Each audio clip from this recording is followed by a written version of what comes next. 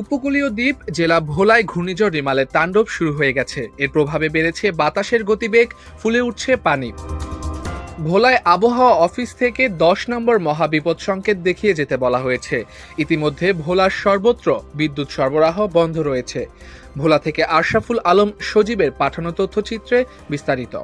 জেলা ভোলা থেকে ঘূর্ণিঝড় রিমালের সর্বশেষ পরিস্থিতি জানাতে আমি এই মুহূর্তে আছি মেঘনার মাছঘাট এলাকায়। আপনারা জানেন প্রায় 10 কিলোমিটার বাতাসের গতিবেগে গেয়ে আসছে ঘূর্ণিঝড় রিমাল।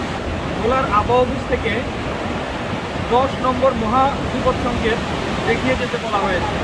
ভোলায়ম ঘূর্ণিঝড় রিমাল মোকাবেলায় জেলা প্রশাসনের পক্ষ থেকে 3 ধাপের প্রস্তুতি গ্রহণ করা হয়েছে। তারই ধারাবাহিকতায় 869টি আশ্রয় কেন্দ্র খোলা রাখা হয়েছে। প্রস্তুত রাখা হয়েছে 13,860 জন সিপিপি স্বেচ্ছাসেবীকে। ঘূর্ণিঝড় রিমাল বিষয়ে সতর্ক করতে শনিবার আজ সকাল থেকেই উপকূলের বাসিন্দাদের নিরাপদে অবস্থান করতে মাইকিং করছে কোস্টগার্ড। এছাড়া ভোলার সব রুটে লঞ্চ চলাচল বন্ধ ঘোষণা করেছে বাংলাদেশ অভ্যন্তরীণ নৌ পরিবহন কর্তৃপক্ষ। বিষয়টি নিশ্চিত করেছেন বিআইডব্লিউটি এর ভোলার সহকারী পরিচালক মোহাম্মদ শহীদুল ইসলাম।